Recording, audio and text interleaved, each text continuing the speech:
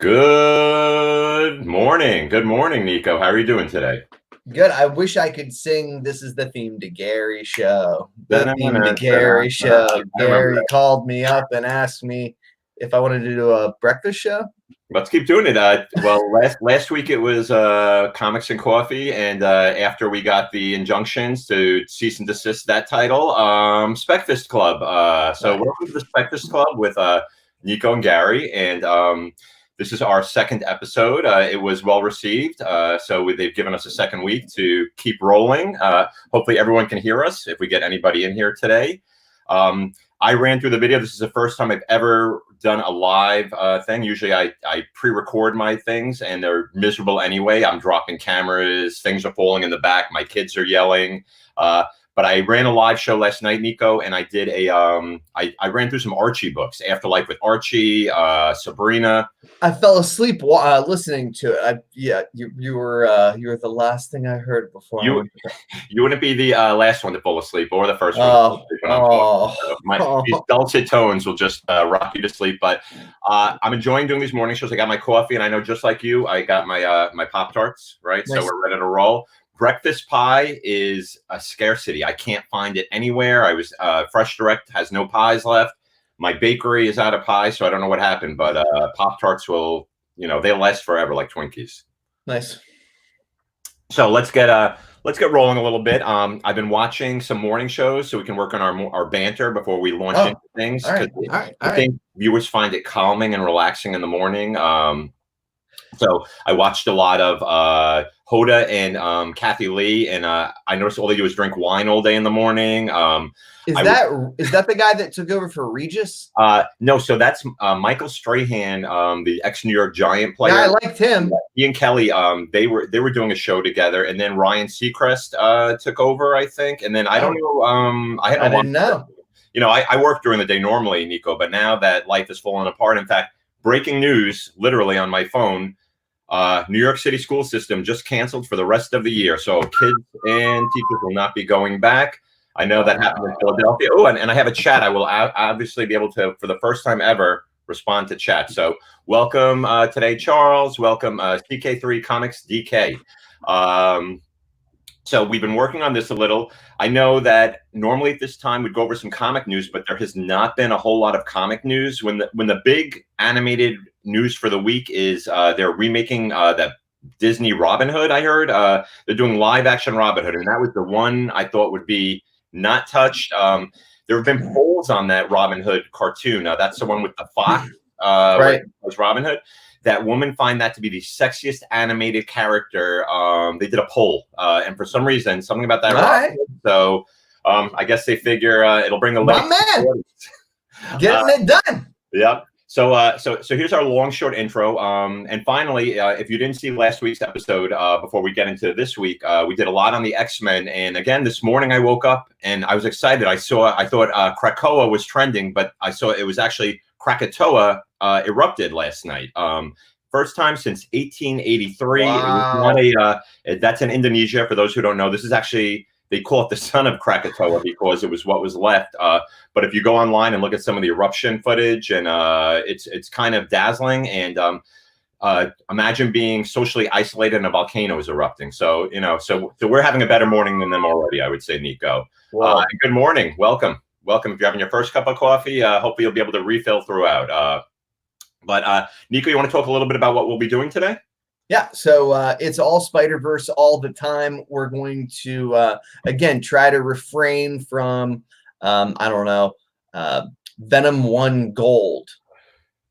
You know what I mean? Like big dollar books that, most people are patently aware of, but instead try to focus on books that we think, are affordable, that you can grab out of show boxes, or, if you get real lucky, dollar boxes.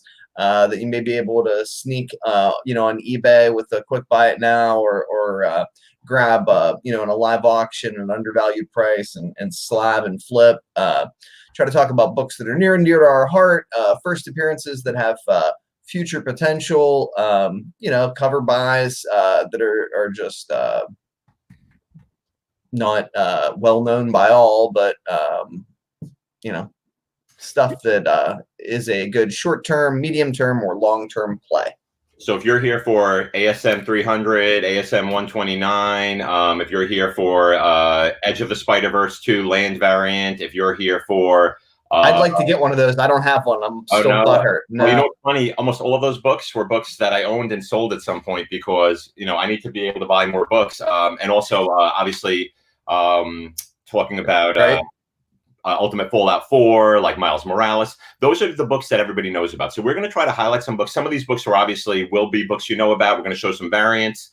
I thought it might be interesting these times more than ever with no new books coming out. I thought I would show a couple quick storylines that that maybe people should be looking at, and also some appearances of Spider-Man or Venom popping up in other books. I'm going to touch on Venom a little, right? Not too much today. Venom could have his own show, but I think we might as well touch on that. But one storyline that I always talk about, and I think that a lot of times we're when we're talking about the Sinister Six, and this is, you know, this dates way back. This was the Eric Larson, and I think I want to say was he writing? No, who was writing the book at that time with well, you know what? Ooh, I don't know. You know what? The great thing about having live books is that, you know, I know Dave Michelin was doing some stuff, and yeah, Dave Michelin, that was it. Okay. So this was a 6-part series featuring all of the Sinister Six, and you know, it's gone up, I've noticed, over time. And this was this went from issue 336, and I'm going to show you all the covers here.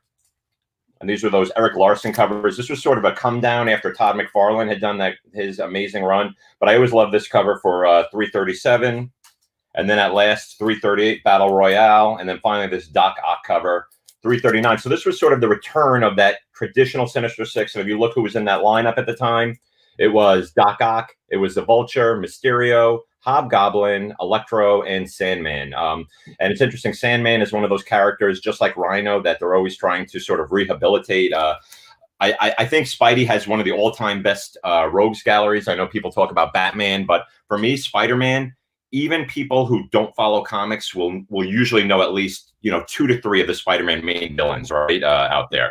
Yeah, I love those books, Gary. That is, for people who aren't acutely aware, the second time that the Sinister Six appears. The first time is ASM Annual #1, which is a huge book in any grade. It's expensive. And then, you know, we wait decades. And then they come back there, really, I think, probably at the peak of comics in the 1990s. Eric Larson on Spider-Man, all those McFarlane books, people are hip to the Larson and Bagley books to some extent. I don't think people are, and I like them. Yeah, and then speaking of appearances, and then we have this one. I don't know if you've so this is the connecting cover where Venom actually joined. I'm going to try to put that front and center there. Let's see if I can even it out. Whatever. So this was Peter Parker and Amazing Spider-Man. They did a tie-in, and this was the horrible Mackie and Romita Jr. Mackie was not one of my favorite writers at the time, but he did both of these crossovers on here. And Venom joined along with Kraven, Vulture, Sandman, Mysterio, and I guess that's some version of Electro on the cover. Really bad costume at that point, right? Nice. What is that ASM number? Well, this was ASM 12 and actually Peter Parker 12. So both those easy dollar bin finds, but I believe that was like sort of the third appearance of the Sinister Six after they jumped through. And then that book was $2.99, and let me see, those other books were, oh my God, those were dollar books, Nico. I can't believe those Amazing Spider-Man books were $1 back then, huh? Wow, beautiful. Yeah. Couple other books as we're jumping through. Another great storyline. We've been seeing a lot about probably this being something that people will be seeking out, right? So the Grim Hunt was a really fantastic Kazar. I can see where my mind is. Kraven the Hunter storyline had some beautiful covers throughout. And again, I don't know. I'm going to try to go. I don't know if I can go big on myself, not to get you off, Nico. But no, please do. I was going to encourage you to do that. Yeah, there we go. Okay, there we go. So you can see sort of. Oh, nice. Look at this. Yeah, you're basically a techno wizard. I can still. I literally have never used this before. So yeah, welcome. Larry's here as well. So you can see this was a 4-part series, and if you've been following Spider-Man lately, and that's a, you know, and they had all different sort of covers pop out throughout this run, and it says on the bottom, this was I think this is a Coipel cover. I'm pretty sure Olivier Coipel. Probably. Now, Gary, help me out. There were second prints of the Grim Hunt, right? There absolutely were. And what do you see as kind of the standout there? Are you putting those together for runs? Are there any particular issues or editions of particular issues that you like? Well, I got a stack of them over here. I've been collecting them myself, but not as what do I want to say? Not in the kind of organized, discreet way that I'd like to. Yeah, it's funny. I think that's a character. When we talk about who are those in the Spidey gallery that we haven't seen in any of the reboots from Tobey Maguire, jumping all the way through to where we are now. You haven't really seen Kraven done, and to me, Kraven makes so much sense in terms of what a great sort of backstory and origin. But now in the book, I don't know if have you been reading the book at all, Spider-Man? Have you been not in years. Years. So in this run right now, he's actually roommates with Boomerang. They're hanging out together. And if you know Boomerang popped in that Deadly Foes of Spider-Man, which is a really great underrated book. In fact, if you haven't read it, I would say go out and grab the Deadly Foes of Spider-Man. And there's a Deadly Foes team up as well book. But in that book, we've actually seen Kraven had a recent storyline where Kraven's son killed the original Kraven. So now the new Kraven is the son of Kraven. And he's the one who just popped up in the new Deadpool book, where Deadpool is now the king of monsters in my home borough of Staten Island over here. But I think the Grim Hunt is a way to this was sort of him it involved the Chameleon, as you can see a little bit in here as well. This was sort of Spider-Man, a great classic run of just him being hunted and Spidey just digging deep and finding. And it seems like those tales always end up with Spider-Man almost coming down to his last breath, and then Kraven, because he is an honorable sort of villain, popping in and sort of and Spider-Man taking advantage of that. But I don't know where they'll go. I don't know. They've tried to reboot this Kraven character. I don't know what was wrong. I don't know why kill off the original Kraven and bring the son in. They brought in more like tech things. It doesn't make sense to me. I think classic Kraven is the way to go when you start looking at that, Nico. Yeah, I mean, there's been no other character who's been rumored and quote leaked unquote to be the villain in Spider-Man 3 to the level that we've seen with Kraven. I just didn't know if there were any specific standouts with that Grim Hunt series that you thought like a particular issue, or is it by the run? Well, this was just that whole run. It was a 4-part run that ran from this was part 3, so it went from 634 to 637, that particular storyline, and I think that would be a great one to look at. Another storyline that I think would be an amazing but very dark tale. Here's something that I think that we all know, the death of Jean DeWolf. And if you were a Spider-Man fan back in the day, Jean DeWolf was this detective who worked alongside Spider-Man and chain-smoking, hard-boiled detective. This storyline brought about a character who just was actually brought back to life in the most recent ASM run, the Sin Eater. And the Sin Eater is a really interesting character as well. He is going to be a big part of what's coming up down the line. So if you've never read this is a hardcover edition. I think there are a couple of different versions of this. I like this one just with Jean in the back. Really nice back cover. And it says, he's the Sin Eater, the man who takes the world's sin for himself by killing every sinner he sees. But he bites off more than he can chew when he robs Spider-Man of a dear friend. Spoiler alert, death of Jean DeWolf.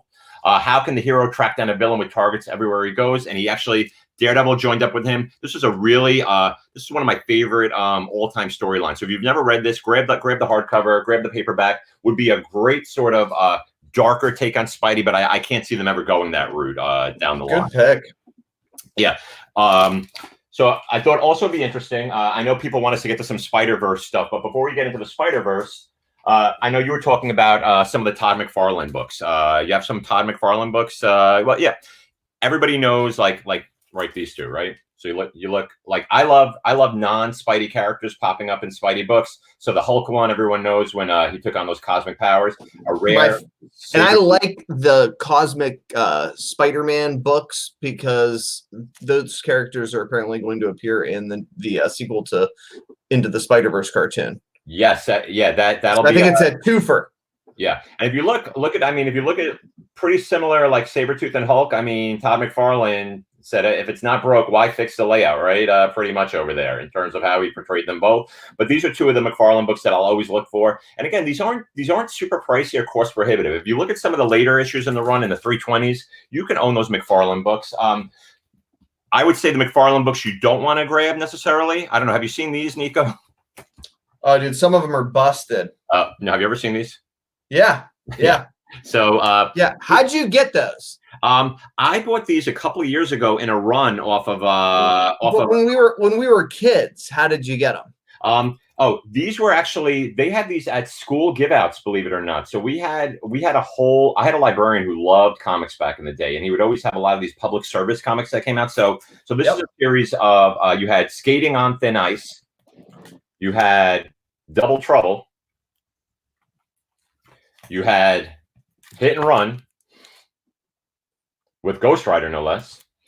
And then finally you had Chaos in Calgary. And this was, of course, the only, McFarlane, this was the McFarlane cover on there, but this was a whole series of books that they did to sort of, I don't know what the bullfighting one was. It says, introducing Turbine, Canada's newest super sensation. I didn't hear much of him after this, but so these were a weird little run of books that came out together, and they were sort of about cautionary tales. And I remember very clearly my librarian having this and me seeing this and like, wow, this is like a great McFarlane art on the cover. Inside the book, not, we've spoken about Bait and Switch. That's definitely an example right there, Nico. Let's run through some other covers. All right, this cover. This is the Carnage, the Wells and Crane run. This was issue 2. Art Adams did 2 variants. I have the Iron Man somewhere around as well. It's just a stark white cover. This can catch a nice, catch some nice money on eBay if you sell both together as a set. It's in the 150, 175 range. You can probably get for both together. This is a tougher one to find of the 2. And again, this was from that Carnage run. I love white covers. That's why I also have this amazing Spider-Man cover with sort of the crack thing. And if Marcos Martin, for me, one of the great underrated Spider-Man artists, he has some beautiful, beautiful covers that he's done. And this is just sort of him looking at the mask. The webs also looking out sort of like a cracked ground around him. And I think the start, people always go after black covers. I've spoken about yellow covers. I also love like a stark white cover. For me, it just stands out. It's beautiful. Also doesn't show off like any irregularities as much, right? On here. And Nico, I'll keep talking until I get stopped talking, so please just keep going along. 2 that everyone knows about, right? Web of Spider-Man 1, one of my favorite. I remember when this book came out, I was so excited to have a brand new Spidey book out.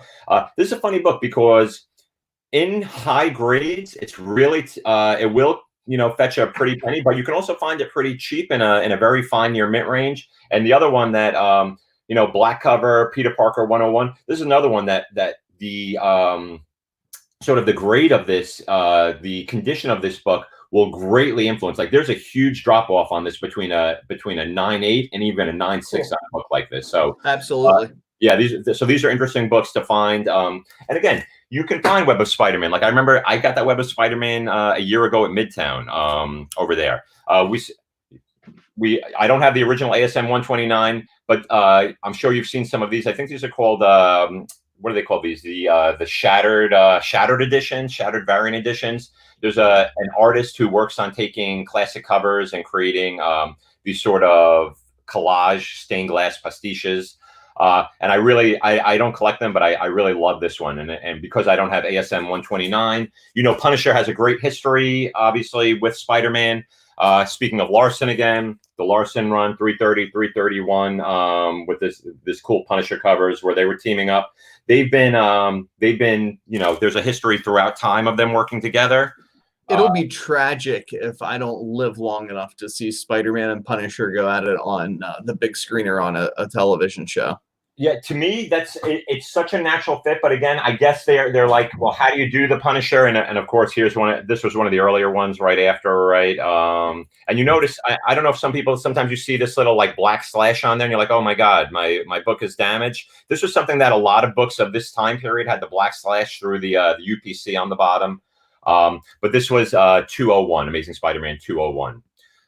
Yes, and Larry McFarlane's Marvel Tale covers undervalued. In fact, I think the other day, maybe Nico or someone was talking about that the other day on his other show about those Marvel Tales covers as well. They're beautiful, and I got a stack of them somewhere around here. Yeah, and Nico can definitely. I'm gonna show a couple other covers, and I'm gonna let him take over for a little bit. We're not quite into the Venom portion yet, but I did want to show a couple recent Venom variants that I bought, because I'll always buy.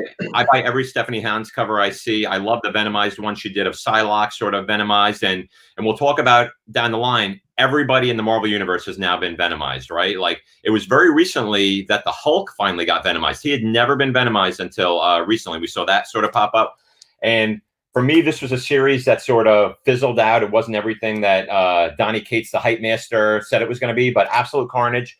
I did grab that one cover by Adi Granov, which I thought, again, there were so many of these put out there. This was published in probably close to a hundred and mid-thousand range. But this Adi Granov cover I just sort of loved. And these are covers that I'm not buying for spec value, but just for my own personal collection down the line. When you get a cover, even a high ratio variant of a high published book, that's something that you want to keep an eye out on. And finally, Joe Jusko. I just got to show, like, if you don't know Joe Jusko, he's one of the seminal painting artists of covers, and I just love this sort of rendition of Spider-Man. Very different than what you would normally see. Very sort of arachnid-like over here. And this was Amazing Spider-Man 518 and Diodato Jr.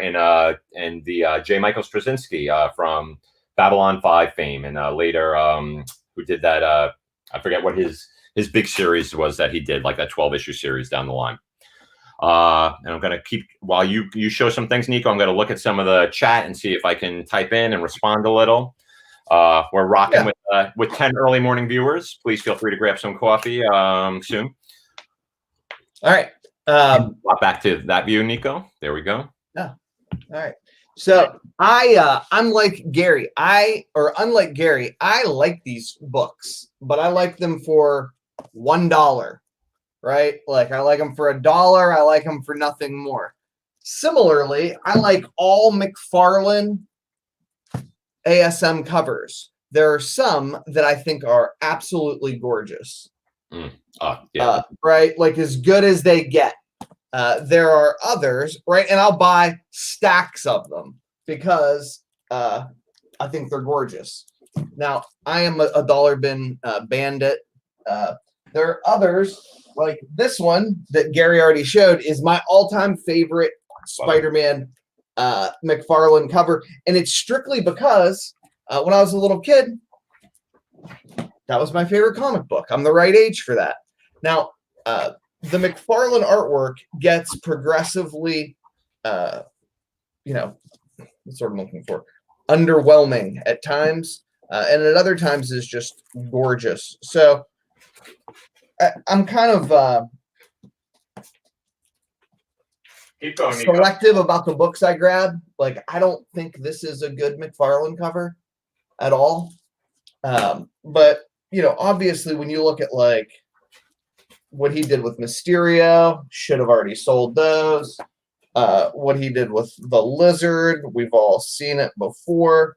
I mean, they're just beautiful. Now, I don't necessarily suggest anybody be pulling those Spider-Man 1s, 4s, 8s, whatever, even the newsstands at this point, just because there's so many damn copies of them. In great condition, because in great condition. But and we'll talk about this later. I do think there are certain books where there are a ton of, but they present an opportunity in the same way that Spawn 1 does, because Spider-Man is a super beloved character. So, might as well just talk about it now. All right. If I'm a betting man, and I am, I see this book. Okay. I see this book being Spawn 1. So I'll grab them out of dollar bins, $2 bins. If they're newsstands, I'll pay $5. And when I didn't do that with Spawn years and years ago, because I would tell myself, like, no, That's just there's a gajillion copies. No one will ever pay Be there. $70 for a newsstand raw copy.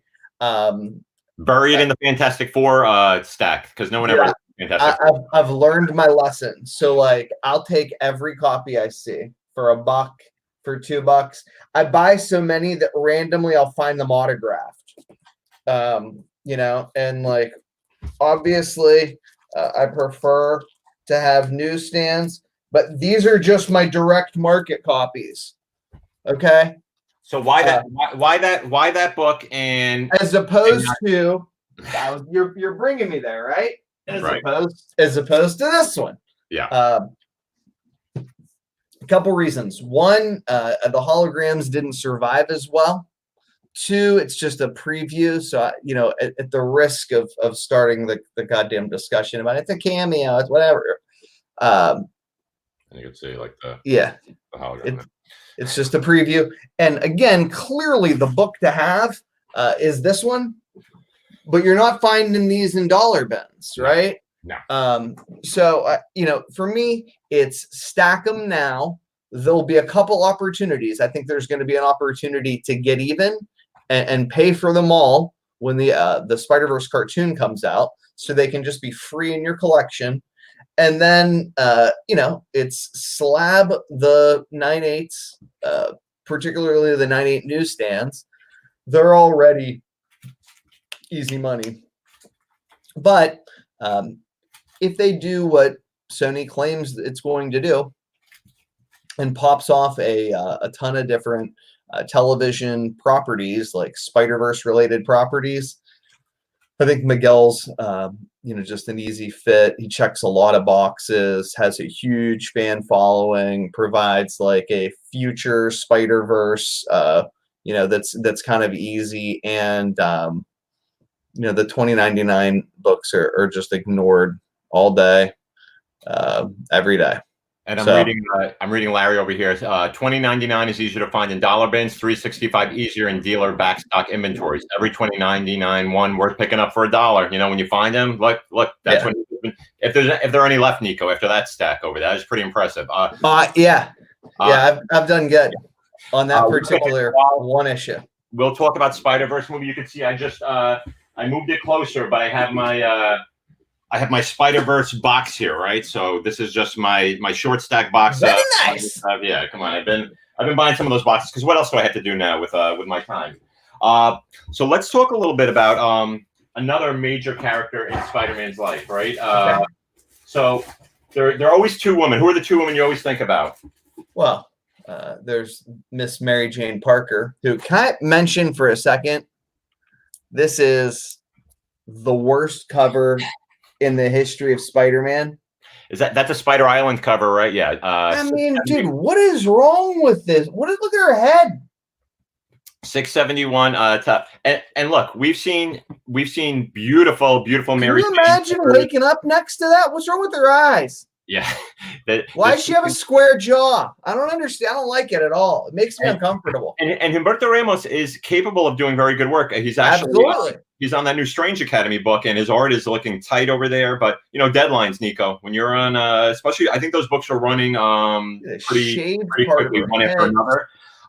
So there are covers that everybody knows about, covers that have sold in the upwards of hundreds. I'm always seeking out like for some reason, people always leave these like Mary Jane books. I find this Mary Jane book. This is nice. $4.93 right on this side, right? I was gonna put together a stack of MJ books, but there was just so much stuff to grab. I didn't, and I'm glad you did. Oh yeah, and then $4.92, right? So $4.92, you know, $4.93. Of course, it's not, you know, it doesn't have the super appeal to it, but again, these are books that I was able to grab from boxes for under $10. And I'll grab any J. Scott Campbell Mary Jane cover.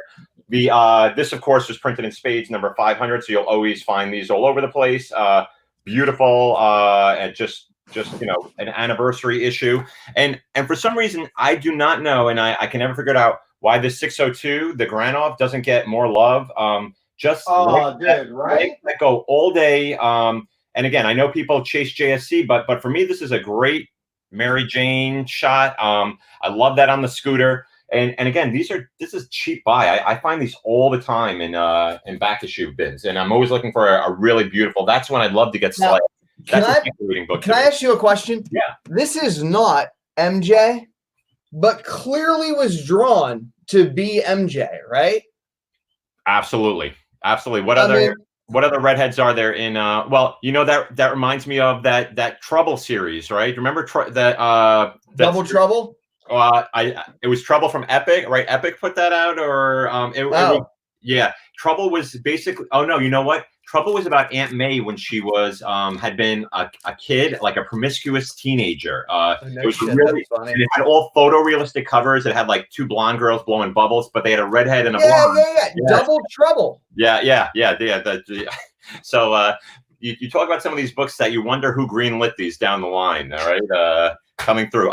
And the other one that we spoke about, obviously, would be the one that you look at and everyone knows, of course, the Spider-Man and the Black Cat, Evil Men Do. This was a series that took, sorry, I didn't want to cover up the main part. These were the covers that people chased all the time. Terry Dodson, who I said was sort of an Adam Hughes light in my mind. But this book was the one that came, what was it, like 6 months between issues, between Kevin Smith getting these out. And I think the last issue I felt like didn't come out for a long time after. Everyone knows this. This is a funny cover too, because not a hard cover to find, but I noticed they dried up on eBay for some reason. This is issue 76. And again, one of those covers tough to find in a really nice sort of condition. And for me, it's all about, I know that you stack them up and sell on the go. I'm always looking I'll sell all my copies to get the best looking one I can get down the line. And Joe Quinones actually did this cover, this variant for Amazing Spider-Man. And the Spider-Man himself looks sort of weird, but I do like the Black Cat that he did as well. And this was ASM 700.3, the variant for that one as well. And I'm always a big fan of Quinones' work. He just did that Dial H for Hero. And of course, he's well known for his run on America, which is probably another hot property down the line. Black Cat was relaunched. This was actually one of my favorites of the bunch. This was, I think, one of the more underrated and this was Chris Anka, who does a lot of like fashion style shots as well. And I know everyone went chasing the Art Germ and the JSC. I went into this cover again, not for any spec value, but just it's a cover I like. Turn upside down, you can sort of get a better look at her as well. But Black Cat books, always something to chase after down the line. I'm gonna let you keep chewing, and I'm gonna jump into something else here, Nico. So the big thing about the Spider-Verse, and we're going to talk about Spider-Verse in a few minutes, is characters pop out all the time. They get spider powers. They pop up. He has such a huge supporting cast. Who do you chase? Who are the characters you're supposed to be chasing after? And Weapon Squad saying, don't forget about Jackpot. She's a redhead, but I think she's dead now. But it's comics. Come on, she can come back at any time. So one of the first books where we saw people taking on those different spider personas was the what if someone else besides Spider-Man had been bitten by the radioactive spider. So we see Colonel John Jameson, who's of course the Man-Wolf, and then we see Betty Brant, aka Spider-Girl. You don't hear a lot about her Spider-Girl appearance. You hear a lot about a lot of different Spider-Girls. In fact, I think the one everyone always thinks of is probably this one, right? This is not the What If issue. This is the reprint that they did later. This was the Spider-Girl Zero that spun off that What If. But people talk about this What If. There are so many different Spider-Girls out there and Spider-Woman out there that it's always tough to know who are you gonna chase. Like, do you chase Julia Carpenter? Well, no, because Jessica Drew is back again, and there's of course Julia Carpenter. Who, again, wow, sort of bury the lead there, but look at her costume, right? Looks symbiote-like, right? You remember her whole story? She was pulled out from like Denver, and then she also got a costume at that time. Another character sort of has been coming up more and more lately. This is the weird story of Peter Parker's sister, Teresa Parker, and she is an agent of S.H.I.E.L.D. I know there's supposed to be an upcoming mini or some sort of one-shot detailing her life, but she popped up first and I know Topher and I have spoken about this in the past, this hardcover. This was Family Business by Mark Waid, James Robinson, Delato on Rare Interiors, which for me is worth it alone. This is a nice hardcover. $25 back price. I think you can grab these for 15 still in the pack. I don't know if they printed a lot of these, but this was the first. What's with them always trying to like do something with the Parker family? Yeah, they're spies. They tried to build that up a long time, and that's sort of why Teresa, following in the footsteps of her brother, I guess. But this was her first official appearance. I don't know, I'm not too sure on how the canon is with that or how this works out. But again, this is unfortunately I grabbed the one that was still in the wrap. I have one that's open, but Delato on interiors, just worth it alone. I mean, this is a book you can grab for under $20, and it has a first appearance. This is not her first. We know that ASM4 over there, but Silk, one of those characters too that we see a lot of. Cindy Moon. We see her over in that Agents of Atlas wing of what's going on right now. You got a pick for a Cindy Moon book. So like, the 1A covers are pretty fucking cheap. I don't even know. There's a bunch of weird ratios. So there's like the store variant, which kind of undervalues this because Lord only knows how many of those fucking books they printed. There's the Comics Pro one, which I tend to like, but I don't really have a hard pick one way or another. Like, is it the ASM4, the ASM4 variant, the Silk 1A, which I like. I don't even think there is a B cover. I guess you would consider the Comics Pro the variant. Talk about Comics Pro because some of their variants do pick up a lot of value and get a lot of interest. So is Comics Pro a store? What is Comics Pro? How do you even know, Nico? Yeah, so they're for lack of a better description, a PAC, a political action committee, a group of ragtag retailers that get together for a seminar. Basically, Diamond and people from the publishing community, our friend James Hake and CB Cebulski and whomever else will show up, and they'll be like, "Hey guys, we're here to listen." And the retailers say they don't listen to fucking anything at Marvel or DC, and are very angry privately, never publicly, and then on their way out the door after taking their lashings, the retailers will get like 2 copies of whatever. So, it's sort of like when Diamond Retailer Summits moved outside of Diamond, mm-hmm.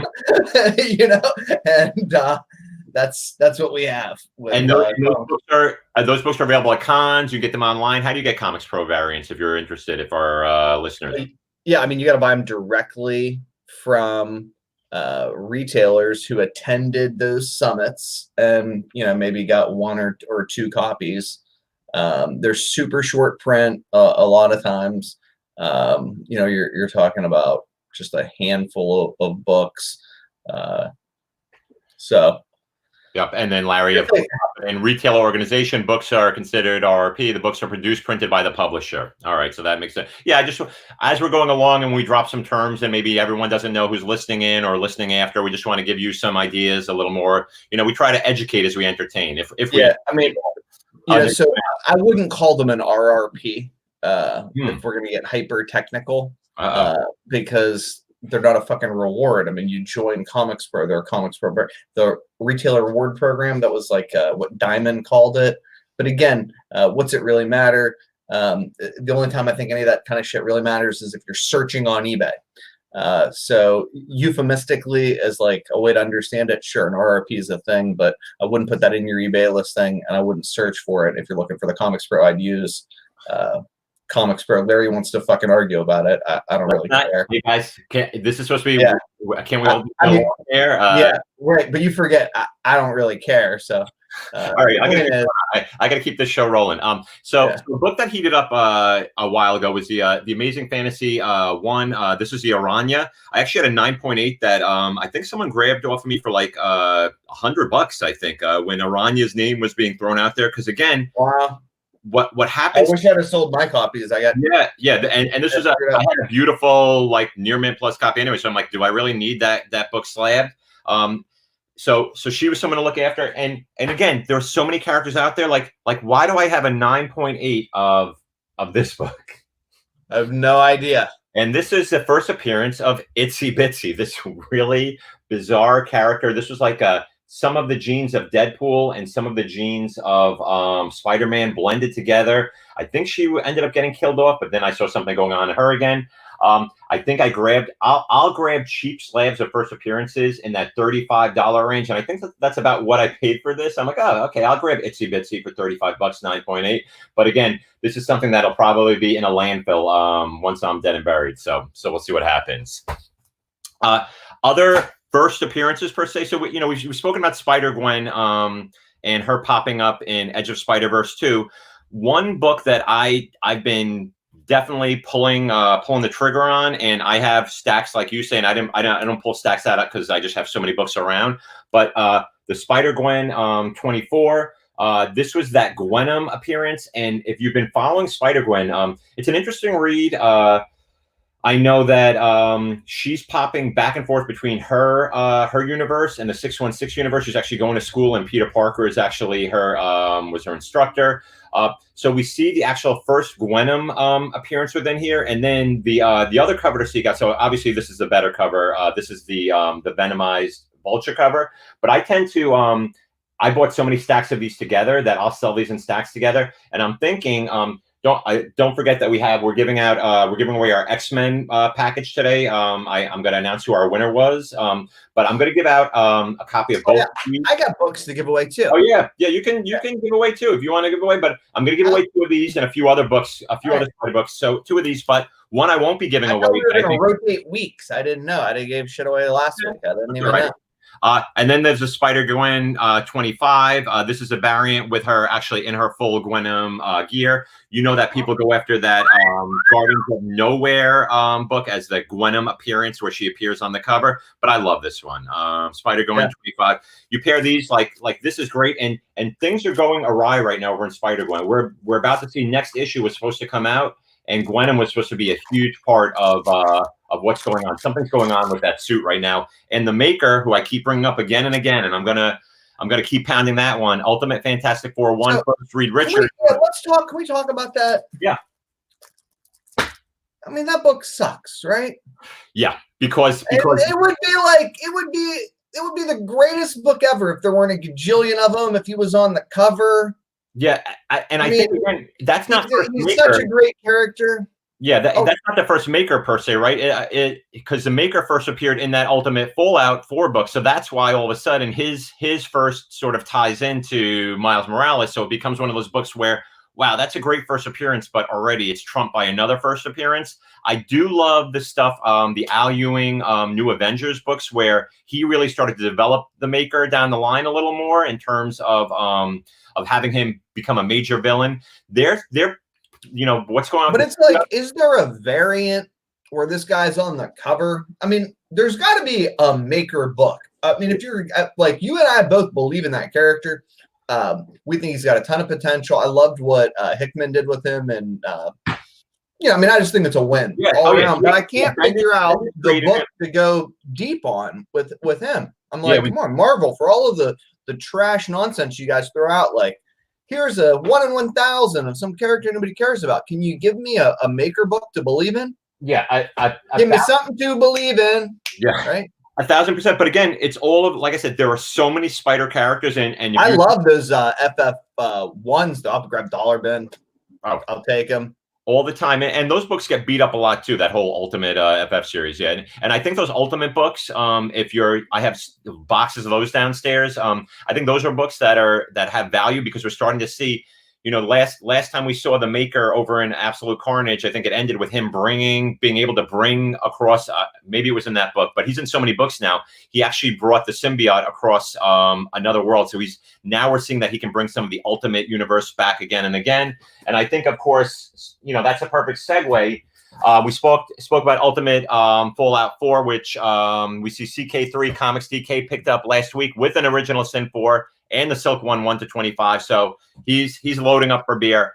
I really like this, and talking about a series to run back and read and to look at some first Ultimate appearances. This Ultimate Comics Spider-Man series, not to be confused with the first Ultimate Spider-Man series. This really was, I think, established Miles Morales as being, and there's a first print and there's a second print. I'm going to go, let's see if I can go, there we go.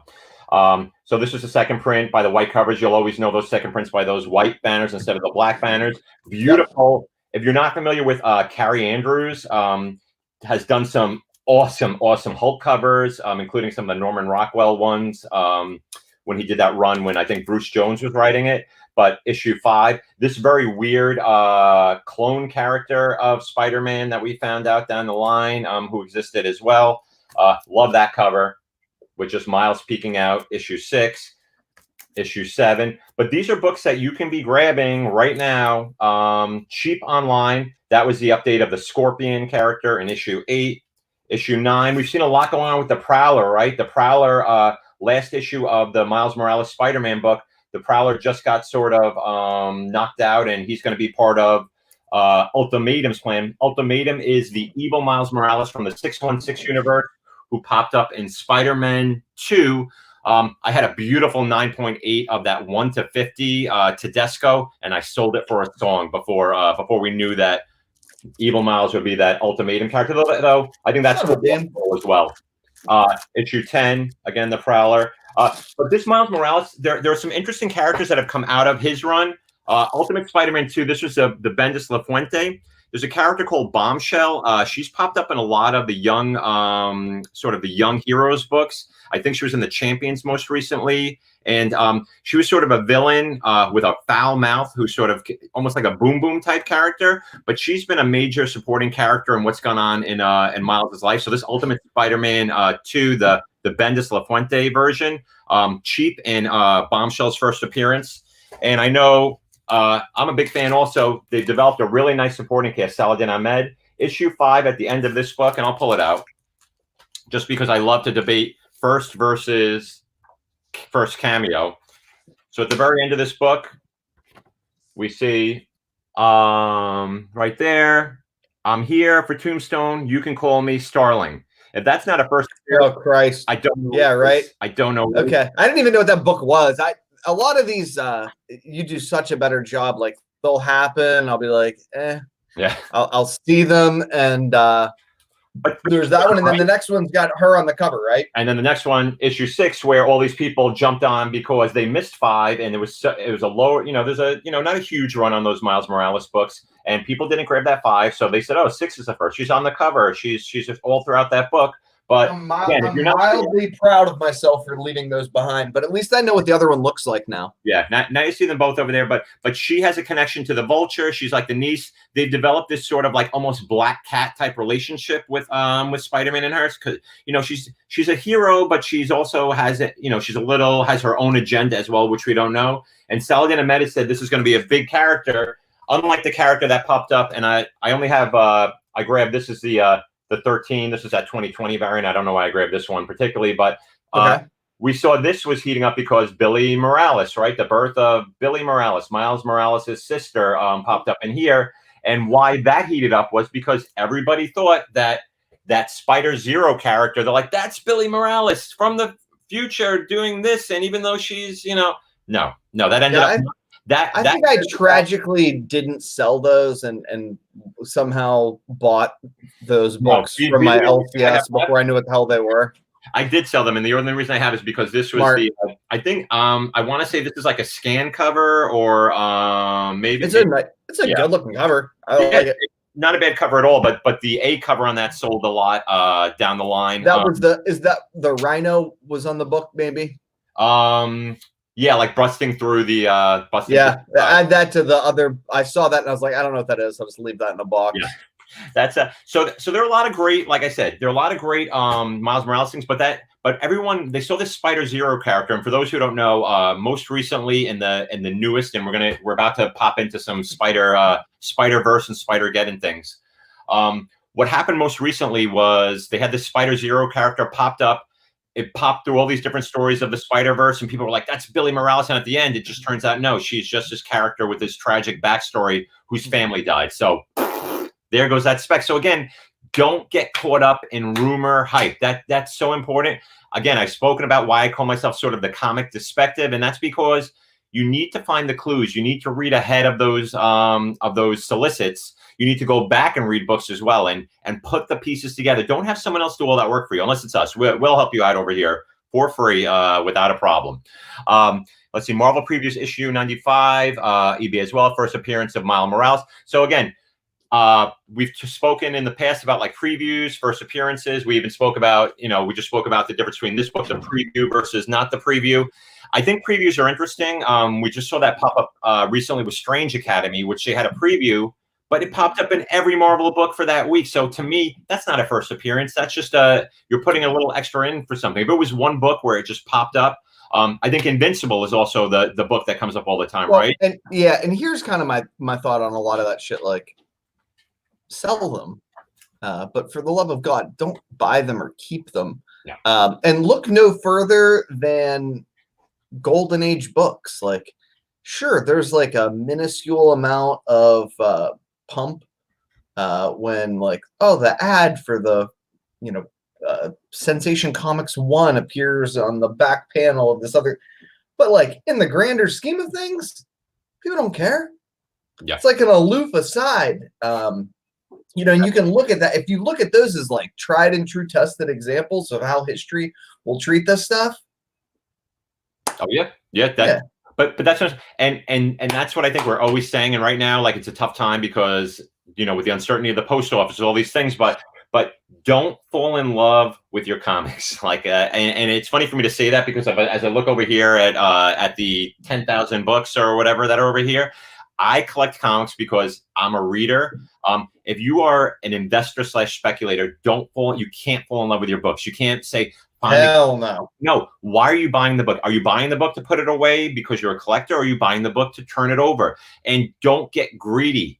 Well, all of a sudden, you're going to get undercut on something. If you have a book in hand and you're ready to sell it, put it up. And I learned that lesson the hard way. I sold a Batman Adventures 12 last night within an hour of listing it. Yeah, people are buying comics. Oh, absolutely. And I was getting. I put my store up. I stopped till April 30th selling, but I had offers on tons of books coming. And again, remember, if they're sitting in a box over there, they're not doing you any good, right? If your intent is to be an active seller and buyer, you have to keep an active storefront. You have to update your things, and then people will follow you, and then they'll start to know and build up your rating. Like, I've been very proud that I think I have all positive ratings. I don't think I've ever had. I had one negative rating, and this guy was a real douchebag. But that's a whole nother story. Hey, can I run through some quick covers that I like to look for? I'm trying to figure out how to make you bigger. I don't know why I can only do myself on the side. I think you click on my little picture in the upper left-hand corner, and my picture down at the bottom. Okay, let's see. That's. I'm out. Okay. Yeah, up in the corner, not like in the middle. There we go. Beautiful. Very nice. I'm learning. I love this book, even though it's well past its time. Now's the time to snag them. They're just always cool. The one that hasn't had its day in the sun is the Thanos copter in that book, Nico? Yeah, that's the Thanos copter. Yeah. Is this one? The Star Wars Spidey Super Stories. Now, how do you not love that book? Now, were these from I'm looking at the top, the Electro Company run, right? This was the Electro Company, yeah. Oh, these I love these. Avenue. That looks like a beautiful copy too. Nice. Oh yeah, I got now other random, like, that's a super cool book that nobody else cares about apparently. This guy, is that not the best Werewolf by Night? Spider-Woman, and the Universal monster posters in the back. That's cool. Absolutely. I've never been able to find a 9/8. Drives me freaking up the wall. Been looking for one for a long ass time. I think this is super cheap right now. Okay. That McFarlane cover that we grew up with, we all had the poster on the wall. Yeah, I mean, shit, I couldn't move them at like $50 a pop. And that just went nowhere. Symbiote Spider-Man, right? The Symbiote Spider-Man one. Yeah, and that's been an interesting series as well. There's a coloring book that I have, a puzzle and a poster that all have that. I think that's like the McFarlane image for a lot of people from their youth. You talked about that. So our buddy Peter Renna, Black Covers Matter.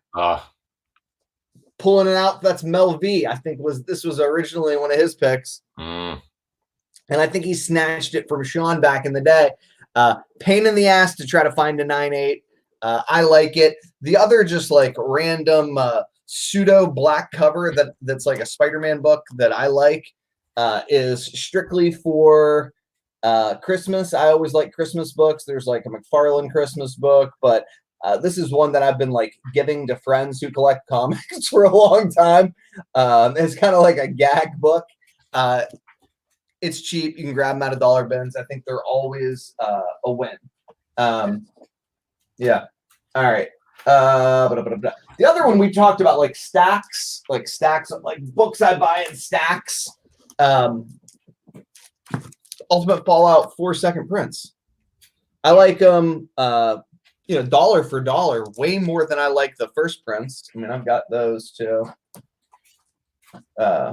somewhere, but the reason why is it's just a smaller print run. I mean, you have to look at the Comic Cron numbers, but you can get them and you can get them cheap. And I think someday they'll have their day in the sun because Miles is on the cover. Yeah, and that's a big thing, right? Like grabbing covers that are gonna have like that people don't know about. You can't. There's so many Spider-Man books out there that it's not that they don't have value; it's that people don't know about these books. There are so many books to chase after. So putting books on radars, I think, is important for a lot. Well, there's the issue. There's the Ultimate Fallout 4 that's like sort of like the first print, where his head's out of the trade dress, and then there's that one. That actually has him on the cover. Wow. It makes no sense to me why that's as cheap as it is, and I can only believe because I mean I'm not the only person that says that, right? Like there's a ton of people who are really smart about comics that are like, yeah, that doesn't make any sense. I can only believe that the trajectory over time as those books dry up. It's a wrap. I remember there was like a case of them on eBay once, and I thought about buying them, and by the time I like made a decision, they were gone. Oh yeah. There are people out there, Nico, who make your stacks seem like they're like insignificant, who have just have like they're sitting there on a box of just one book, right? Well, they had a case of all of those Ultimate Fallout 4, but the way they were listed, I couldn't tell if it would include both prints or not. And literally, like by the time I reached out to the guy, it was like sold. I was like, well, I love that Spider-Girl, that black cover, and that Universal Monsters cover. Those are two I'm gonna be checking now, looking for. One other that I saw that didn't pop through when I this is a more recent one but that's a JSC cover that I love. That amazing. Yeah. I've spoken about this before, but that Amazing Spider-Man 2 variant. Just seeing Mary Jane in the classic Spidey costume next to Peter. I love that cover. I have a couple of these. In fact, before I shut my store down, I had put one up on the bay. So speaking of cool covers, these are the books I'll send to somebody. Those are great. You got you got to glare on the Virgin one, but yeah, that Immortal Hulk 17 with Spidey sitting up on top, and this was from somebody, some goofy store variant. I don't fucking know. But I love them. I think they're gorgeous. They were a pain in the ass. They sold really well for a minute. I sold a ton of them. Like quick flip. You guys can have. I've got a pair for me, and I'll send a pair to somebody else. Beautiful. We'll make sure that. And again, anyone who's in our comments or in our chat, we'll figure out a way to get somebody of those books. Anything else you want to show, and then we'll head into some alternative versions of the Spideyverse. Oh well, no, let's just go. Yeah. All right, let's. So before we get into the Spideyverse proper, a book that I have sort of a book or a character that I'm high on, and just because of the sort of the makeup of Spider-Man and these alternate sort of versions. I've spoken a lot about the PlayStation Spider-Man, right? The one who popped up from the Gamerverse, and obviously this is a cover that a lot of people have seen. This was the Avengers 7 variant, and this was the first, I guess, what was declared the first true cover appearance of this Gamerverse Spider-Man. And why this is big is because now you're starting to see other Gamerverse comics out. Now the Avengers all have their solo Gamerverse issues. We already have a second series, which I'm going to show with that. I've shown this cover as well. This is actually, believe it or not, and they use it for a later variant. This is actually the first PS4 Spidey cover appearance. This is the Italian version. This is the Amazing Spider-Man 705 Panini Comics and the Marco Cicchetto. The only reason I the only reason I even knew about this cover was I followed him on Twitter, and he had shown a picture of this and said, "Oh, some of the first early preliminaries with the PlayStation 4 Spidey." And I'm like, how can I get this book? And I reached out, and I was able to find a company in Italy. I used Google Translator. He says normally we don't sell books, but lo and behold, this came with a bunch of other beautiful Delato Venom books and some other books that hell yeah. Yeah. And then this was the series, City at War, the David Nakayama cover. Again, the white sort of, and the PlayStation 4 Spidey, if you were on Twitter about the time when that game came out, everybody was playing that game. And so looking at different audiences, we always talk about like reach out. The more people who are interested in something, the more people that will be looking at your books. And then the issue 5 of that, the sort of the, they do a lot of these 8-bit variants. Is that 8-bit? Is that what it is? This was issue 5. Why I like this one? Because we actually see Miles Morales actually gets bitten by the spider in this book. So we see the sort of the first Miles Morales Gamerverse Spider-Man as well. And then most recently in that Gamerverse, the series that just came out was Velocity. I just love this cover, and I like that costume design of the Velocity costume, and this enabled him to sort of deal with the speed of the main character in there. So we're seeing this Gamerverse developed a lot. This is all from the PlayStation universe. Who knows if they could develop some other media based around this character? We've seen Spider-Man and what's going on with Marvel and Sony and how they have these characters appear together, but that's something that could definitely pop out. But I think the big thing that people are asking for today is, okay, let's talk a little bit. Let's talk about Spider-Verse and what is Spider-Verse and where does the future sort of lie within that. And those who know, and I don't have for some reason I don't have part 1 and 2 with me. They must still be in my thing, but the whole concept of Spider-Verse, right? This whole Spider-Verse first came about in this run of Amazing Spider-Man by Dan Slott, and it was Amazing Spider-Man 9, I think. Oh, and that's why I don't have 9 or 10. I have the variants of those, the ones that for a while were selling for nothing. And then I think you guys brought it up at some point on Comic Book Wars, and all of a sudden, yeah. I think I got one here from Drummond. Yeah, and they featured a lot of appearances. Yeah, those are the right, and Leopardon and all of these sort of Leopardon, the Japanese the kaiju Spidey, whatever. I know, I'd like it better if it was French. It sounds very French, doesn't it? Like Batroc the Leaper. So obviously, I think this is one that people seek out, the issue 12 and bang. Yeah, yep. We're on the same page here. We usually are, Nico. I have to say, our we have more similarities than differences. Don't tell people. Don't get it out there. Yeah, it could be that we there's a base level of of course. Yeah, that we both have reached, but so they were being so the spiders were being hunted by this whole this family, and they had to bond together, and they were jumping through these other spider universes. So all of a sudden now we opened up into this Spider-Verse, and of course the book that popped out of there was the Edge of Spider-Verse 2. The character who was huge in that, and I don't have Edge of Spider-Verse 2 in front of me, but I do have a nice little this is bang. The Spider-Verse 1, the variant. This came out. This is from the Secret Wars, actually, and I don't know if you remember Secret Wars, Hickman's whole thing, where they took all of the storylines throughout the Marvel universe, from Weird World to keep it coming, bring it, give me it, I want it. Yeah, and talk about like Secret Wars. Talk about a made for Disney Plus Marvel. Imagine launching with the Secret Wars, doing all these great things. But so we had this. We had this Amazing Spider-Man Edge of Spider-Verse, right? Like the cover with the big Captain Britain Spidey on there. Spider-Man Noir, who didn't stay dead. We just saw him resurrected. This was one of the Secret Wars variant covers. This is by Richard Isanov, and I wanted to just bring him up. He does not. Beautiful cover. He's an inker, but when you brought up those black covers, and I don't have it for some reason with me, but the cover of Miles and Spider-Gwen, like on that black cover, is the Richard Iceland cover. So hard to find a 9.8. I don't know why I don't have it here, but I love that in the Spider-Man Eyes Without a Face, Spider-Man Noir. So there's a character that he, the joke is that he's always speaking sort of like he's out of a gumshoe novel, and that's the world he lives in. And I think I brought up in the X-Men podcast that X-Men Noir 1 is the first appearance of this noir universe, not Spider-Man Noir. It's actually predated by 1 week if you're chasing that. The Gwen Stacy stuff was obviously what everyone chased, but a character who I was expecting big things of in the first Spider-Verse, and I don't think they did her justice, and you know who I'm going to talk about here, right?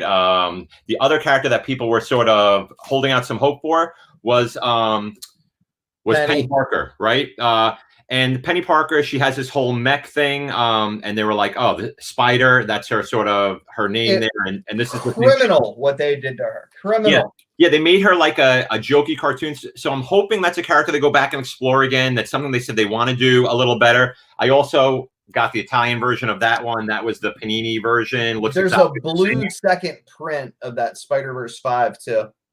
But of course, despite that one, is also Greg Land did. Yeah, beautiful variant. Yeah, so that was the variant. This is the one you'd want to chase if you're a believer in Penny Parker. And we're gonna talk a little bit more about her in a second. You also had during that time, Spider-Woman was into the Spider-Verse, right? So you had the Greg Land covers, and Greg Land gets a lot of things. But this is a great Greg Land cover. Like Greg Land did some really nice covers, and Silk was featured in this along. I'm doing my palming here, which I've been recommended against. For these books, people have been stockpiling forever. Okay, forever. Like my little stacks of newer crap down there. So for me, it's like high grade or bust or don't pay that much. I see no movement on that Sony thing. I mean, it came out from a number of different, generally pretty reliable news sources, and after COVID and the dates and everything being moved, it's if you can grab one cheap at the bottom, but I'm not trying to pay top dollar for that book. But just think about the possibility. So we keep talking about, okay, when's the next Spider-Verse movie coming out? But dude, we're in sort of the paradigm shift now where film and TV are interchangeable, especially with some of these big conglomerates, and you're going to see characters crossing over. And this Spider-Verse, like a regular Spider-Verse series, is printing money for everybody, right? Well, and remember what they did. Okay, so the cartoon was huge. We talked about it. I think I can't remember if we talked about it on the podcast or if we just talked about it, as friends. But I mean, beloved by all, non-comic book people, comic book people alike, and the creators, or whatever the hell you want to call them, directors, the idea guys there, they got that huge deal, but to go and like make live action television. We're gonna do it across platforms. Fuck, they were talking about like making a Sony TV platform just to launch the number of different Spider-Man products. So I see now is like the buying time for all of these Spider-Man books, much like the X-Men, because people just aren't paying that close attention to them, and they don't exactly know where the properties are going to land. But it's kind of like, where do you go? Like, what are the tried and true characters? She's probably one of the tried and true characters, and I think that's why you're seeing the influx of money. And that plus the rumor. Yeah, what I just don't know what the time frame is going to be in light of COVID. You know what I mean? I don't know what the that's the thing. So that's going to look like. These are books to probably stockpile on the cheap, and the only thing is like who do you stockpile? Who are those characters you look for, right? And I'll show one more before I move into that. So Spider-Verse team up. This was the Dave Williams cover for that Spider-Verse team up. Which I thought cool cover, and again, this had like the first prints of like Earth 94, Spider-Man or whatever. But again, books that you could sort of find, and it's so hard to keep track that I've recommended this book before, and this is the Bible of all things Spider-Verse. And I'm going to throw one of these in again with those other Spider-Gwen books for what when we get those auctioned off. But this essentially, I won't throw this one in, I promise, because this is my actually reader's copy. But this has essentially every Spider character that you could hope for. It has the first appearance. It has everything about them, including their power set, and the entire book is just all. Oh, here's another one that I didn't talk about, but I love this character as well. From Wolverine 67, from the Old Man Wolverine, Spider-Woman, also known as Spider Bitch. Sometimes they've called her in the book.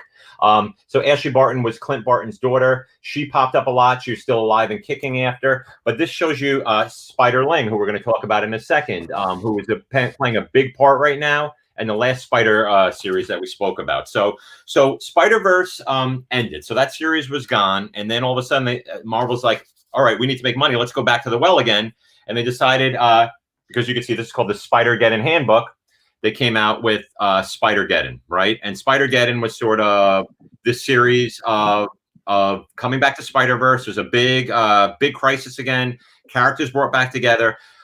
Wasn't as the series itself, I don't think I was a little jumbled by the end, but there were some great covers in here. I love this cover. Speaking of Ashley Barton again,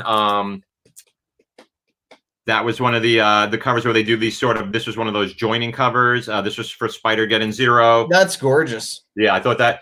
Nakayama again, who is has a really instantly recognizable style, the way his sort of like almost an animated style. He's done those cereal box covers as well. So this was Spider-Geddon 1. It's a beautiful cover. I love the skylines. Issue 3. I think this was Elizabeth Torica. It's fine, but these were the ratio variants that I picked up. This was the one that I've shown before that some people really despise, some people like, but I'm a fan of Joe Chiodo's work. So this is that Spider-Geddon 4. Some people think it's really ugly, but I kind of like the muted colors, and I love Chiodo's look. And I showed the Kitty Pryde cover, Spider-Geddon 4. 5. And again, you can see a lot of the female Spider characters. I just sold my this was a Mel V book that he's been hyping forever. The Spider Girl, was it Spider Woman, Spider Girls, the Alpha edition that they had on the variant cover of and Omega. Yeah. Okay. I finally had gotten rid of that one. No, this was the original cover, and look who's on the cover again. That's that Spider-Geddon PlayStation 4 Spidey. And then they had the Edge of Spider-Geddon, which had Spider-Punk 1. Now, am I wrong? So it's Spider. We did kind of a list of these characters. Was it you and I that did that? I don't even remember. So hard to like track now. It was right. It was like Spider-Punk. Yeah. The PlayStation Spider-Man. Mm-hmm. Leopardon. Yeah, I'm gonna pretend it's French until somebody teaches me how to pronounce it. And he was actually on the cover of the Spider-Volt, and this was the first appearance. The Spider-Volt was first appearance of Web Slinger, I think. Even though there's a cameo elsewhere, but this is a true first appearance, I think. But he had a story, and there he is up on front and center on that variant. I can't remember who the other characters were that are going to be in that sequel, the cartoon sequel. I think you had a few of them. You had also, was it? And again, remember, we don't know for sure. We've seen like drafts of scripts on that. So again, to me, it's like, why not buy as many as you can of the cheap copies? That Penny Parker again. This introduced her Venom parallel. So there was a Venom character introduced in this Edge of Spider-Geddon 2. So I have that. I'll probably I have a bunch of these. I'll throw a couple of that in for their prize package. We saw Uncle Ben Parker in the Edge of Spider-Geddon 3. I'm sorry, the Cosmic Spider-Man. Cosmic Spidey is really an interesting character. And you talked about Spidey 2099, of course, who was in the coda, the epilogue of the other. Yeah, I think that's them. I used to remember them off the top of my head. I should have wrote them down. I'm sorry, but no, that's all right. And then, of course, everyone knew about like Spider-Ham, right? There's Nakayama covers again. Well, but why is that a big deal? That yellow one, because I love it. I don't. You know what? I don't even think it's a huge deal. I just think it's a. It is to me. Why is it a big deal to me? Because it's just Morales. Yes. Morales. I know. Not to be confused with the Peter Porker 2099. Yeah, but it's a cat. This is the update. and they know what they're doing in here. I think if I pull this out and I can do it without torturing this book, because comics are meant to be read, guys. Don't just keep them in plastic. Yeah, when I say things are a big deal, usually I just mean they're a big deal to me because I'm self-obsessed. That's oh yeah, and then don't forget Penguin. Oh yeah. Right? Yeah, good one. That was smart. Yeah, that's smart. We are not recommending. Please do not go out and spend 10 or even 50 or whatever. Look at cover price. It's a ratio variant, and it's a great yellow cover. And I told you about those yellow covers. And I did like that Lockjaw, right? I think some of these Pet Avengers and some of these books, like Thor Frog, Throg, and all of them. But this is just a cool homage cover, and I love their day is coming. Throg's day is coming. I also liked, and I've spoken about her before. And let's see, I've talked about that Annie Mae Parker, who is a big deal. So The Amazing Spider-Man, Renew Your Vows. This, of course, was from that Secret Wars again, digging deeper into these characters. So Annie Mae Parker would become Spiderling eventually. Now she's someone called the Pattern Maker, and she sort of weaves the whole web of what is going on in all of the spider books. So you had the Renew Your Vows. You had the speaking of Humberto Ramos. Look at what's going on with his chest there. Is that supposed to look like that? I don't know. But that's Renew Your Vows cover. I love Mike Del Mundo, always one of my favorite. This was a fried pie variant. And of course, we've seen this done so many times, but that's him kissing the Mary Jane of that Renew Your Vows universe. And that yellow cover rule again. This is where she first came out as Spiderling and Renew Your Vows #4. This was the series by Stegman, and I forget who wrote it. I also loved that particular cover of Renew Your Vows. Yeah, it's just I think she's a character that people can be looking for, that will if she pops up in a book, those are the books you're going to be seeking out. Those are the books that you're going to be looking for. So what are your top 10 spec comics to get? Well, we've been throwing out a lot right now, CK3. I don't know if there are any top, again. Like for Spidey? I think they're just looking about. Did you just get fucking hustled into doing a goddamn top 10 list every week? Fuck me. Didn't we say those would be how we get people in? I think that's a good point. Yeah. So, put it in the description. Yeah, if I were to run through this book, I don't know if Nico has more things to share, but like I said, Christ, let's talk. Yeah, there's like you know what upsets me is that they killed off the Superior Spider-Man, right? Like he's back in Otto's body again. So all of a sudden I had those great Amazing Spider-Man 25 Stuart Immonen variants, beautiful double copies. I got them so cheap. Dead spec now. But that's what happens in the game sometimes. Sometimes you hedge ahead of times. This even has Teresa Parker in here. So I would say go through the Scarlet Spider, who we didn't really talk about at all. I read a great recent 1-2 issue that had the Slingers in them, if you remember the Slingers. And actually they brought Cthulhu into our universe. And Cthulhu has been I've been talking a lot about in the Thor book. So there are different, depending what you're looking for, there are different updates throughout. I think it's impossible to do like a top 10 spec book here's a couple simple reasons. One, like, what are we talking about? What's the buy-in point? Like, what's your return on investment? What are we really trying to do? And how long are you trying to keep them? I'm more of a buy undervalued, underappreciated books. When I say a book is undervalued, I don't mean George thinks it should be worth more money. I mean, the guy who has it doesn't know what it's worth, hasn't graded it properly. It's dipped in the market because people are short-sighted and there's some television or film property coming, or you can kind of see the writing on the wall that there's going to be a spike. I'm more of a blue chip investor. You know what I mean? Like, so it's like pay attention to the GPAs. I'm flipping these books so that I can buy things like the first appearance of Doc Ock, the first appearance of the Sinister Six, like those books that if I stick them in a box for 5, 10, 15, 20 years, I won't care. When I come back and I'm like, hey, that's amazing. And I think that's a great tip, Nico, just for everybody. Like, it's important that we sort of establish that not all of these books, especially now in uncertain times, like you have to be willing to sit a little on books, but then you have to know, okay, when am I hearing the whisperings? You have to keep your ear to the rail, sort of. And when you hear and I guess we're going to use an analogy. If you're a spider in the middle of that web and you feel that fly coming through, you got to have your books up and ready to sell. Keep a short run for those books. And I brought up again, they actually have 107 listings, including their, it has their first appearances on here in the Spider book. At the end, they give you every sort of Spider-Verse character. So I would say flip through here and sort of check out, thinking of the top 10 out of the comics you have been showing today. Oh, I can do that shit. All right, we could. I guess definitely say right off the. So I'm gonna go right away, and I'm gonna say I still believe greatly in that Penny Parker character. I think she's someone you should definitely be looking at. I think that Spider-Gwen 24, I think, is still cheap buyable. I think the black cover, finding nice copies of, is going to be tough to do. Nico, what else do you have? And well, I get in zero just because it's a 1 to 50 on that. And Tedesco to me is one of the greats currently doing covers on there. So easy,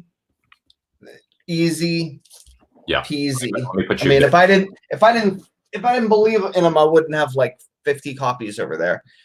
Stuff that we haven't shown, right? So we've seen Black Cat's books, like it's a big book. Silver Sables isn't. I think these are just. I think they're just no-brainers. They're so damn cheap. You can just grab them. So I would.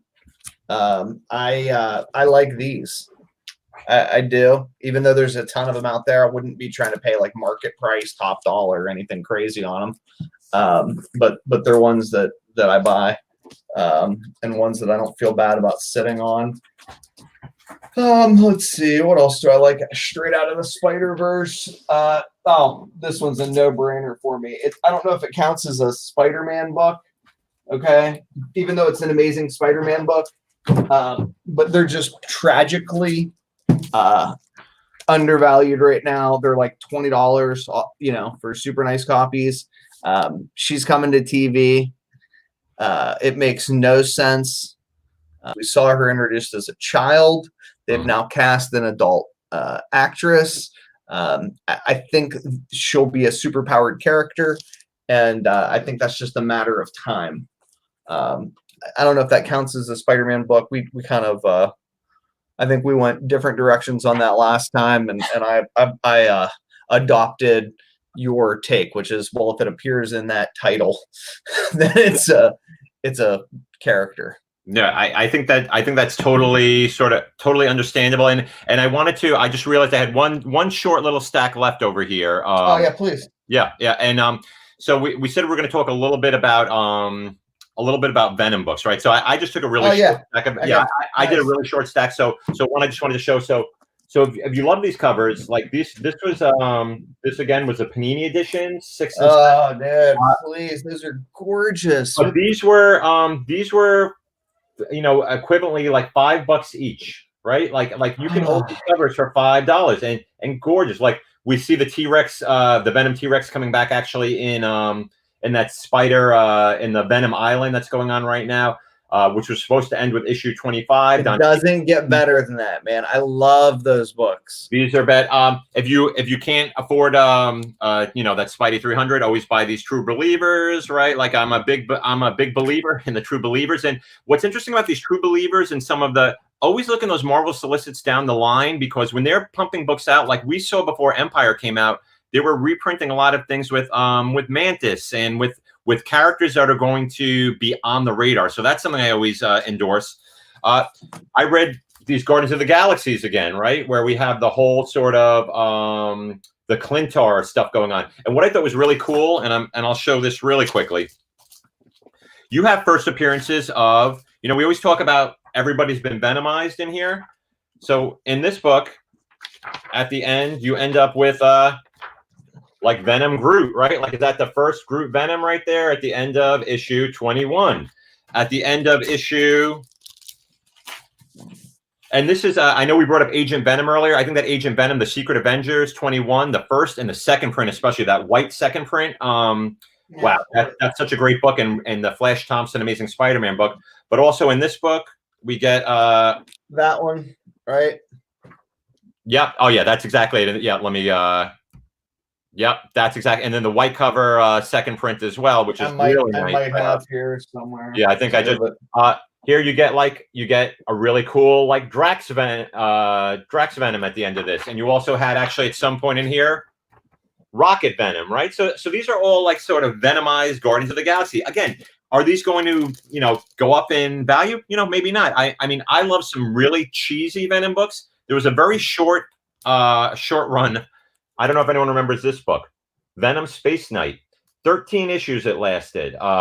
It was by I'm pretty sure Robbie Thompson. It does. This was a really cool Mike Allred variant, right? Like, yeah, I like the first issue of that. I think it's got a super sharp cover. There was the book that Kate's popped, but the Mike Allred is like the most underappreciated creator who comic guys love, like diehard comic guys. Yeah. But the random, sort of like fair weather comic fans are like, who the fuck's Mike Allred? Yeah, and you may know him best for, we talked about X-Statics in that X-Force book recently, but a Mike Allred cover on this. Also, this was about the relationship between sort of Venom, the Flash Venom, and Mania, Andy Benton, who I've spoken about before. Andy Benton, I think, is a great character. She's currently in that Scream series. This was a final issue of that book. Smart.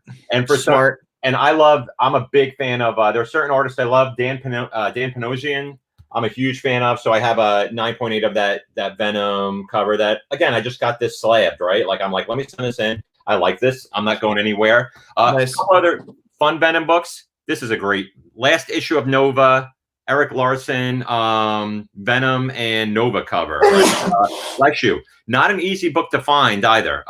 So a taste of Venom. So if you're looking for a Venom cover that you may not have looked for. That's super cool. Venom Inc. This is the Delato, right?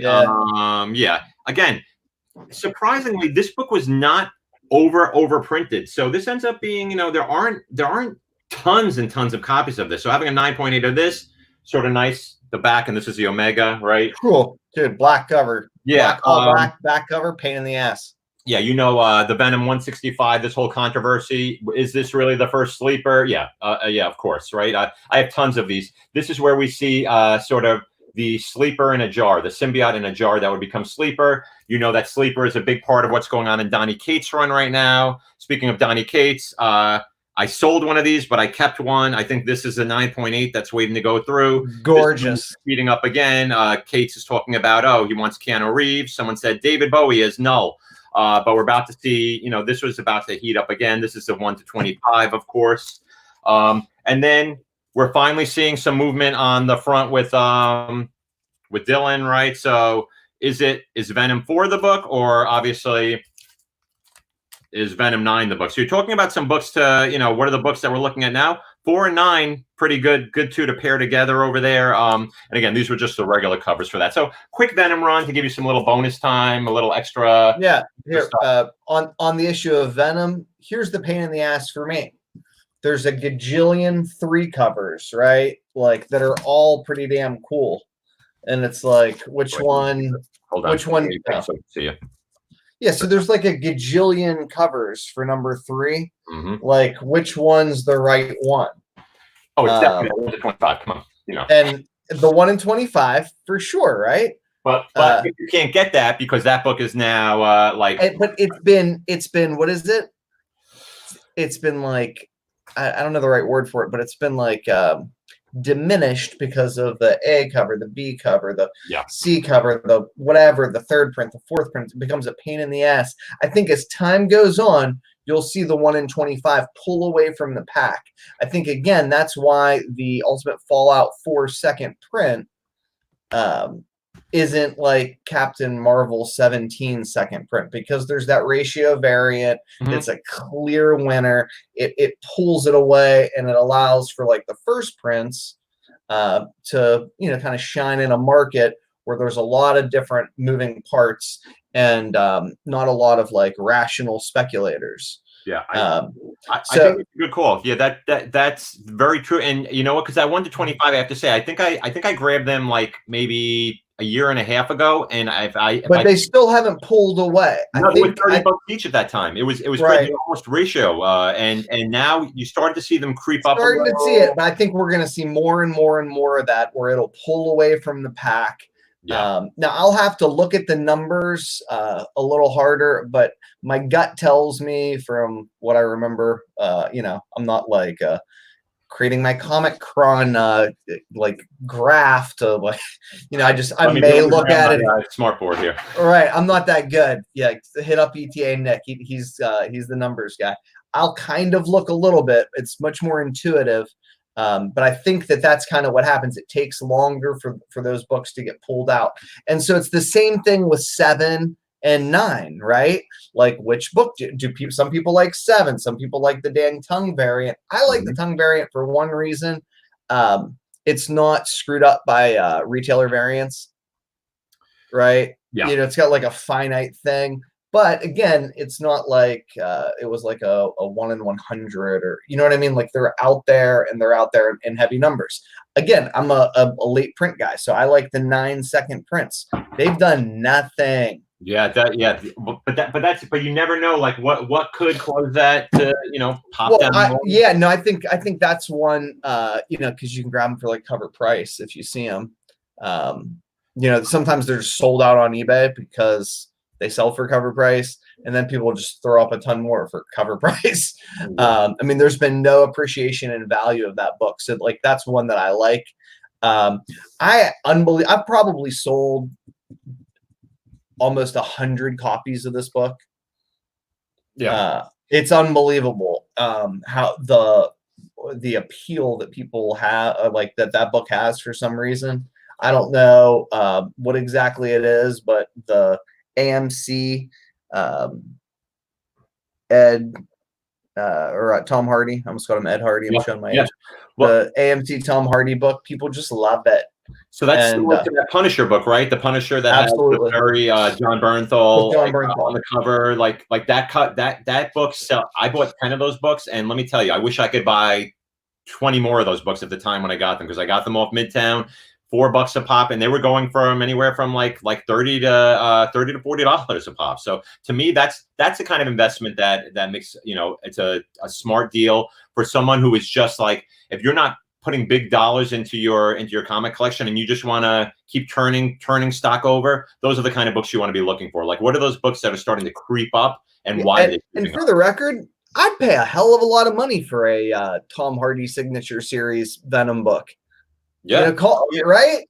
I mean, I'm not a signature series guy, but when it comes, but like if you could get Bernthal again, like, yeah, and these A-list celebrities are different for me than your average. Like, they'll be that character for a generation.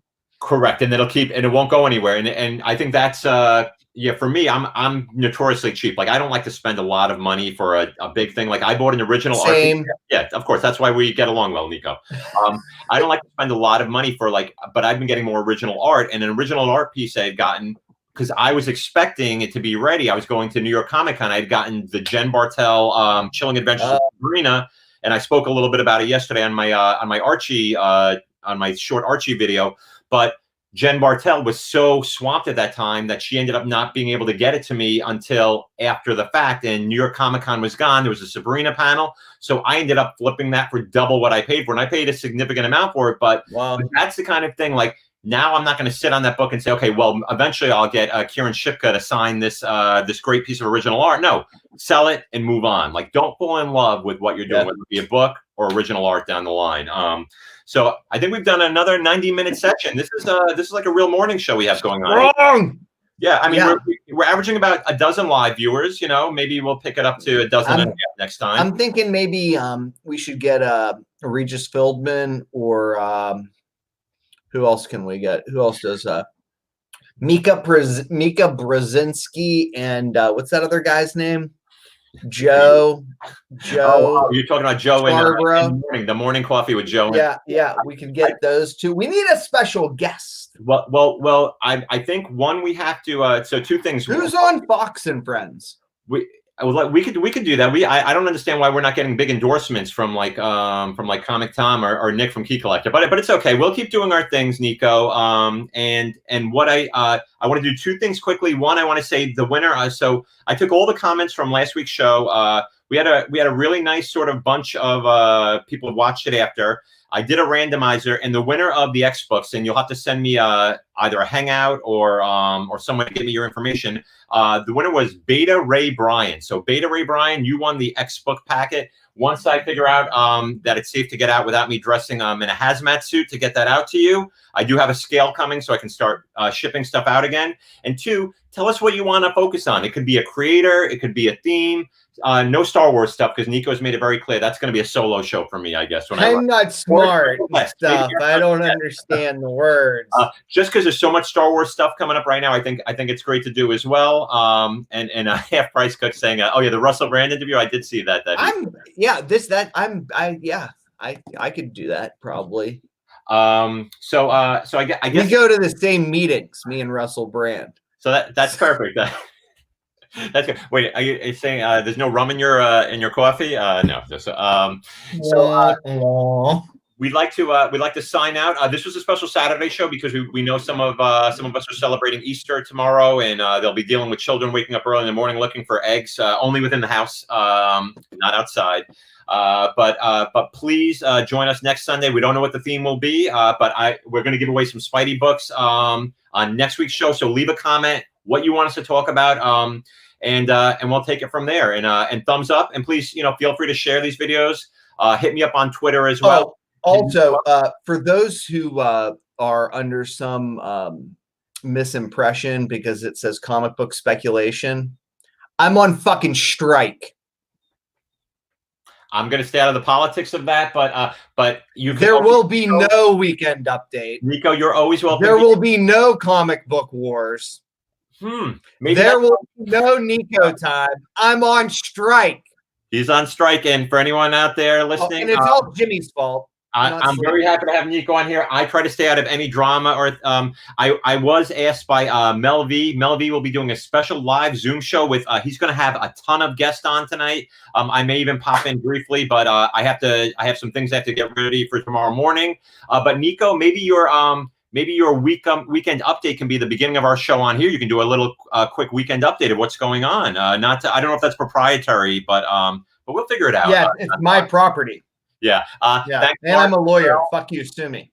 Whether you celebrate, I guess you don't celebrate. I guess you celebrate Passover. Someone said yesterday, "Happy Good Friday." I'm like, well, it's not really Happy Good Friday. That's when. No, it's not at all.